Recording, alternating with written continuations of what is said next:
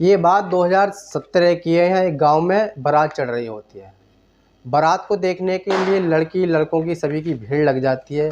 तभी सभी लोग ये जानने की कोशिश करते हैं आखिर लड़का कैसा है, कितना खूबसूरत है, चेहरा कैसा है। तभी सभी लड़की जो लड़के होते हैं वो देखते हैं कि लड़के की जो नैन नक्श होते हैं, जो रंग होता है वो सांवला होता है और नैन नक्श भी सही नहीं होते हैं। बस यही बात पूरे गांव में चर्चा का विषय बन जाता है। लड़की जो होती है बेहद खूबसूरत होती है, सुंदर होती है, और लड़का लड़की के मुकाबले इतना सुंदर नहीं होता है। बारात धूमधाम से चढ़ती है और चढ़ने के बाद फिर विदा होकर घर चली जाती है। जब ये बात जब दुल्हन को पता पड़ती है कि लड़के के नैन नक्श ठीक नहीं है, रंग सांवला है, तो वो अपने पति से जो छुटकारा पाने की तरकीब अपनाती है वो बेहद ही चौंकाने वाली होती है। वो अपने पति से छुटकारा तो पा जाती है, पर वो सलाखों के पीछे पहुंच जाती है। साथ में ही उसकी एक 6 महीने की बच्ची होती है, जो उसकी भी ज़िंदगी बर्बाद हो जाती है और साथ में वो भी जेल में चली जाती है। अपने पति से छुटकारा तो पा जाती है, पर वो जेल की सलाखों के पीछे पहुंच जाती है। आदाब, नमस्कार, सत श्री अकाल। आप देख रहे हैं देशराज हमसफ़र। साथ ही आज जो हम आपको घटना बताने जा रहे हैं वो उत्तर प्रदेश के संभल ज़िले की है। संभल ज़िले के अंतर्गत एक थाना आता है कुड़ फतेहगढ़।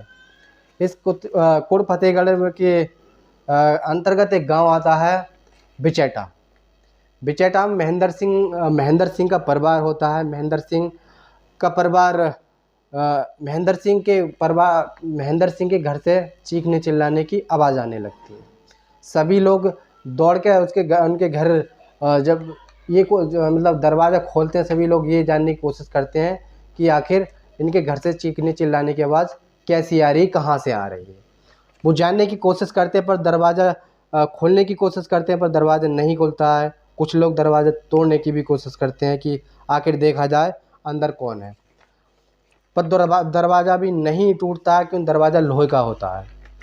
कुछ लोग जो वहीं पास में ही उसका एक चचेरा भाई होता है, तो सभी लोग दरवाजे के बराबर में एक दीवार होती है छोटी सी, उसे कूद के घर में घुसने की कोशिश करते हैं। सभी लोग घर में घुस जाते हैं।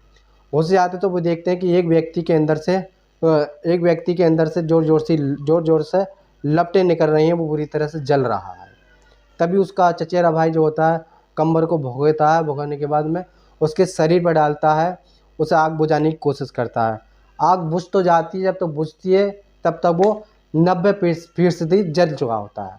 साथ में उसके भाई के भी हाथ झुलस जाते हैं, और पास में ही उसकी पत्नी खड़ी होती है। वो बिल्कुल भी बचाने का प्रयास नहीं करती है, और बिल्कुल ही ना ही उसने गेट खोला था। लोग समझ नहीं पा रहे होते कि क्या करा जाए, क्या नहीं करा जाए। तुरंत ही एम्बुलेंस को फ़ोन करा जाता है। एम्बुलेंस आती है और उसे लेके चले जाते हैं।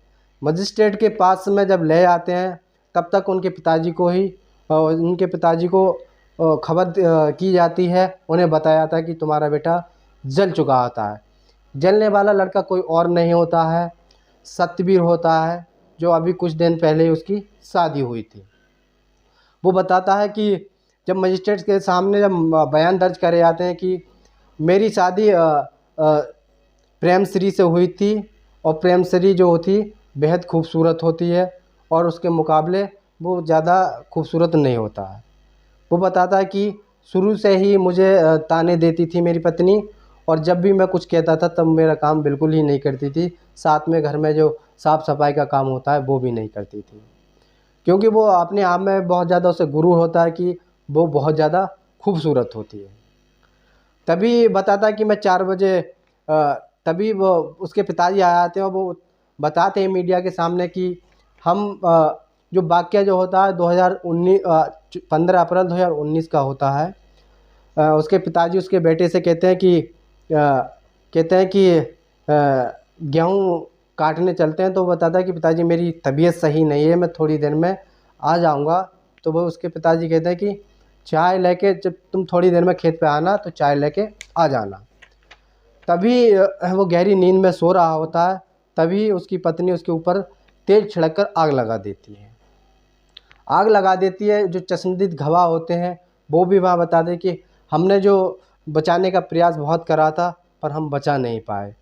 और साथ में इसकी जो पत्नी होती है शायद इसी ने ही इसे जलाया था।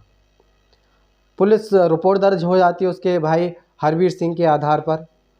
जब पुलिस छानबीन करती है और उसके जब जानने की कोशिश करती है कि आखिर सच्चाई क्या है, तो इसमें पत्नी को ही दोषी माना जाता है। पत्नी आखिर बहुत अपनी सफाई देने की कोशिश करती है, पर वो उसकी सफाई नहीं चलती, उसकी सफाई में कुछ भी ऐसा नहीं दिखता है जिससे वो अपने आप को बेगुनाह साबित कर सके। उसकी पत्नी के खिलाफ़ मुकदमा दर्ज कर लिया जाता है। मुकदमा जब चार्जशीट दाखिल करने के बाद मुकदमा जब कोर्ट में चल रहा होता है, इसकी सुनवाई जो है 4 साल तक चलती है और जो फैसला 6 नवंबर 2023 को आता है तो बेहद चौंकाने वाला आता है। जो प्रेमश्री होती है उसे कोर्ट में उम्र कैद की सज़ा सुनाई जाती है। साथ ही में उसे 15,000 का आर्थिक दंड भी अदालत डालती है। साथ ही जो कहानी आपको सुनाने का मतलब परेशान करना नहीं, आपको दिल दुखाना नहीं, कहानी को सुनाने का मतलब आपको सजग करना, आपको सावधान करना।